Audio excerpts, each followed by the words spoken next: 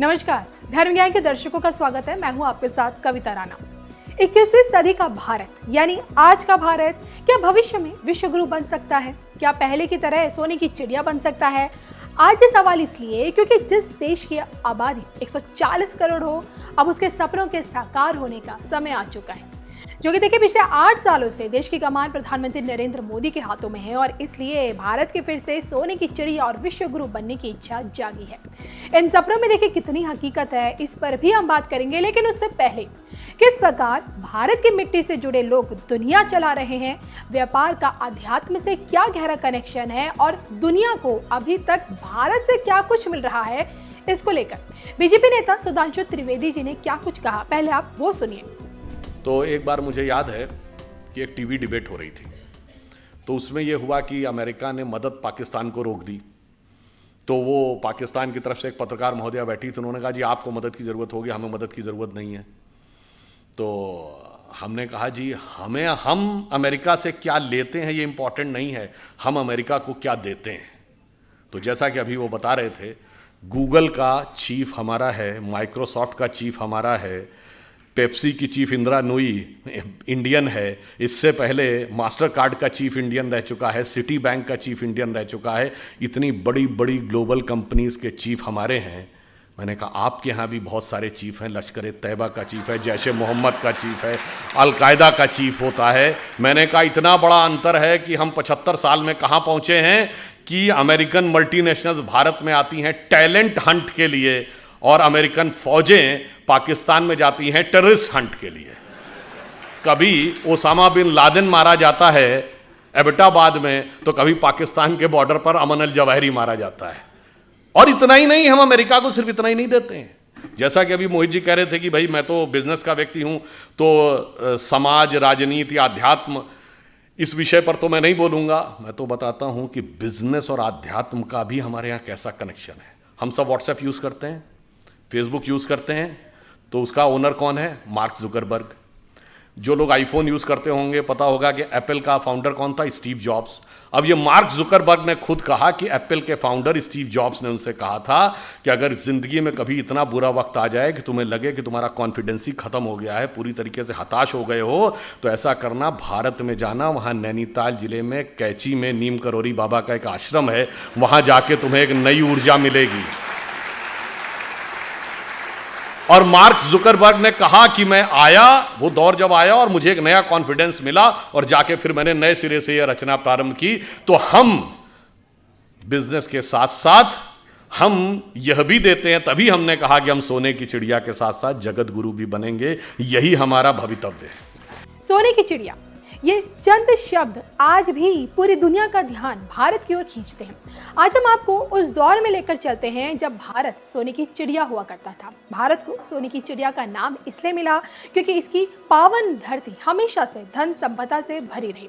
बात अगर 450 करोड़ के मयूर हंस की करें या फिर अरबों डॉलर के कोहिनूर हीरे की, भारत का खजाना इतना था कि पहले आक्रांताओं ने इसे लूटा और फिर ब्रिटिश हुकूमत ने यहाँ लूटपाट मचाई। आज भी कहा जाता है कि भारत को सोने की चिड़िया कहने के पीछे जो एक सबसे बड़ा कारण हुआ करता था वो मयूर सिंहासन था। इस सिंहासन की अपनी एक अलग ही पहचान हुआ करती थी। जी हाँ, करीब 1000 किलो सोने और बेशकीमती पत्थरों से बने इस सिंहासन के बारे में ये कहा जाता था कि भाई इसे बनाने के लिए जितना धन लगाया गया था, उतने धन में तो 2 ताजमहल का निर्माण हो जाए। लेकिन इस पर फारसी शासक नादिर शाह की ऐसी नजर पड़ी कि इसे लूट कर ही ले गए। तो वहीं भारत का कोहिनूर हीरा मुगलों के हाथों से अंग्रेजों तक पहुंचा और अब देखिए ब्रिटेन की महारानी के मुकुट की शोभा बढ़ा रहा है। सोने की इसी चिड़िया को लूटने के लिए मुगलों ने मंदिरों में भी जमकर लूटपाट मचाई, फिर चाहे देखिए वो सोमनाथ का मंदिर हो या फिर देश का कोई और ऐतिहासिक मंदिर। लेकिन क्या आप जानते हैं, क्या आक्रांता ना ही हिंदुओं की आस्था को चोट पहुंचाने में कभी सफल हो पाए और ना ही पूरे भारत को जड़ से कंगाल कर पाने में। आज भी देखिए भारत में 13 ऐसे मंदिर हैं जिनके पास भारत के सभी अरबपतियों से भी ज्यादा धन है। जी हाँ, केरल सरकार की जितनी वार्षिक इनकम है उतना तो देखिए केरल के ही पद्मनाभ स्वामी मंदिर के किसी गर्भगृह के एक कोने में ही मिल जाएगा। इससे तो देखिए एक बात तो साफ है कि भारत के फिर से सोने की चिड़िया का बनने का ख्वाब मुंगेरी लाल के सपनों जैसा बिल्कुल नहीं है। हालांकि देखिए, एक दौर वो भी था कि विश्व की जीडीपी में भारत की अर्थव्यवस्था का योगदान तकरीबन 25% के बराबर था। भले देखिए अब ये योगदान 2% के पार हो, लेकिन आज भी भारत विश्व की 5वीं सबसे बड़ी अर्थव्यवस्था बना हुआ है। और जहाँ तक बात रही विश्व गुरु बनने की, तो भारत की संस्कृति भी संत परंपरा से जुड़ी है, और जिस कारण जब भी मौका मिला दुनिया ने भारत की लीडरशिप देखी। उदाहरण के तौर पर, ताजा उदाहरण कोरोना काल में देखिए, भारत ने विश्व गुरु के तौर पर दुनिया का नेतृत्व किया, जरूरतमंद देशों तक मदद पहुंचाई। इससे देखिए एक बात तो साफ है कि भविष्य में इसके विश्व गुरु बनने का ख्वाब अब दूर नहीं है। आज देखिए विश्व के उच्च पदों पर भारतवंशी काबिज हैं। दुनिया के कोने कोने से हिंदू धर्म से जुड़े अवशेष मिलते हैं, और मुस्लिम मुल्कों में ना सिर्फ देखिए हिंदू देवी देवताओं को पूजा जा रहा है, बल्कि अरब जगत की धरती पर हिंदू पर्वों को बड़े ही जोश के साथ मनाया भी जा रहा है, जिसकी तस्वीरें देखिए आए दिन आती रहती है। ऐसे में क्या पीएम मोदी के नेतृत्व में भारत सोने की चिड़िया के साथ साथ विश्व गुरु बन पाएगा? इसको लेकर आप लोगों की क्या राय है, आपकी क्या सोच है, कमेंट करके जरूर बताइए।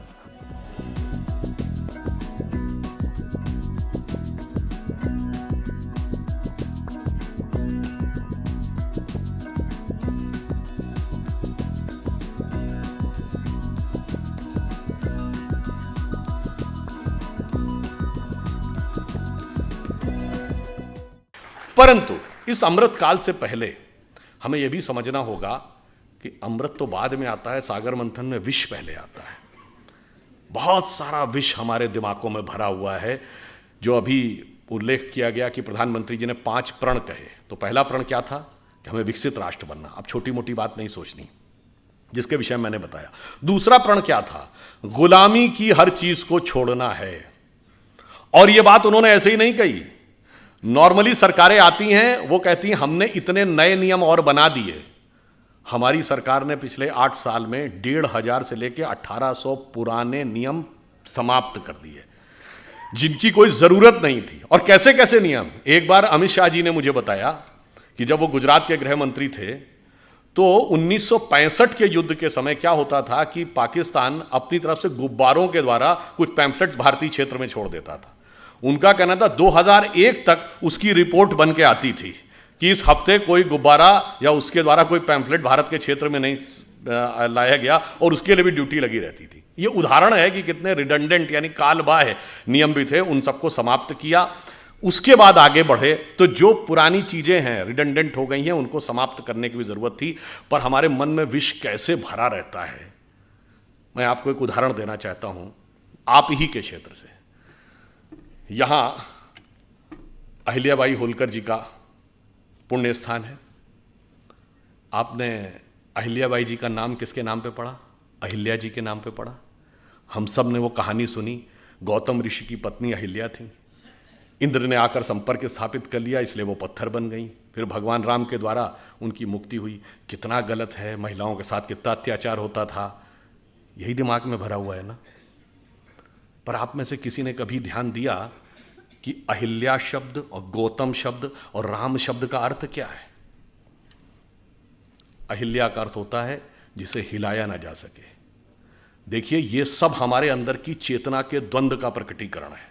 क्योंकि जब भगवान जन्म लेते हैं तो केवल एक सामान्य, उसके लिए लीला क्यों कहते हैं? वो एक एक जून के जीवन की घटना हमारे अंदर की चेतना का एक प्रकटीकरण है। मन की वह अवस्था जिसे विचलित नहीं किया जा सके, जिसे जरा भी हिलाया ना जा सके, वह है अहिल्या। जब मन उस अवस्था में पहुंचता है। अहिल्या किसकी पत्नी है? गौतम ऋषि की। तम शब्द का अर्थ क्या है? अंधकार। गौ का अर्थ होता है जाना। जब आप अंधकार के परे चले जाते हैं और ज्ञान के प्रकाश का साक्षात्कार करते हैं, तब चेतना उस अवस्था में पहुंचती है जिसे विचलित नहीं किया जा सकता। यह गौतम और अहिल्या के पति पत्नी होने का अर्थ है। और इसमें एक और बात है, आपको नहीं पता होगा। यह अंग्रेजी का जो गो शब्द है ना, जिसका मतलब है जाना, वो संस्कृत के गो से निकला है। यही गो शब्द का अर्थ है जाना। गौतम का यही अर्थ है, तम के परे जाना। 10 बार आया है रामचरितमानस में, गो गोचर लग जा मन जाई तो जानो माया भरमाई। मगर हमारे दिमाग में भरा है कि गो अंग्रेजी का शब्द है। हमारे यहाँ गोचर, ग्रहों की गति को गोचर कहते हैं ना। आज का गोचर, ज्योतिषी से पूछे, कहता आज का गोचर, ये सब गो शब्द जाने से बना है। अब इंद्र कौन है? इंद्र शब्द का अर्थ जानते क्या है? बहुत बार हम लोगों ने सुना, खूब हमारे यहाँ कहानियों में है कि जैसे ही कोई एक ऋषि तपस्या करने लगा तो इंद्र ने जो है अपना अप्सराएं भेजकर उसकी तपस्या भंग करने का प्रयास किया, क्योंकि इंद्र का आसन डोलने लगा। इसका क्या अर्थ है? इंद्र शब्द का अर्थ जानते क्या है? आपने ईंधन वर्ड सुना है? फ्यूल के लिए यूज होता है, सोर्स ऑफ एनर्जी। ये ईंधन शब्द इंद्रन शब्द का अपभ्रंश है। इंद्रिय शब्द इंद्र से निकला है। हमारी सारी सांसारिक इंद्रियों की जो सोर्स एनर्जी है दैट इज इंद्र। और जब कोई तपस्या करता है तो इसका अर्थ क्या हुआ? वो इंद्रियों को कंट्रोल करने की कोशिश करता है तो इंद्र का आसन डोलता है, यानी इंद्रियों की सत्ता कमजोर पड़ती है। तो बाय लॉ ऑफ इनर्शिया इंद्रियां सबसे ज्यादा तेजी से उसके ऊपर इनर्शिया बैक फोर्स मारती हैं। और वो सबसे ज्यादा किस पे मारेंगी? मानसिक रूप से मानेंगे, कि मन सबसे प्रबल इंद्रिय है। इसीलिए कभी आपने ध्यान ही नहीं दिया होगा कि अप्सराओं के नाम क्या? मेनका, जहां पर मन एकाग्र हो, उर्वशी, हृदय को वश में करने वाली। ये सब प्रवृत्तियां हैं जो जाकर हमारे मन पर अटैक करती हैं। तो जैसे ही इंद्रियों की शक्ति, जब आप अंधकार के परे चले गए और उसे विचलित नहीं किया जा सकता था, यदि इंद्रियों की शक्ति के प्रभाव में आ गए तो क्या हुआ? पत्थर का क्या हुआ? चेतना शक्ति का लोप हो गया। आप पदार्थ यानी सांसारिक शक्ति के रूप में रह गए। जो आध्यात्मिक चेतना थी वो चली गई।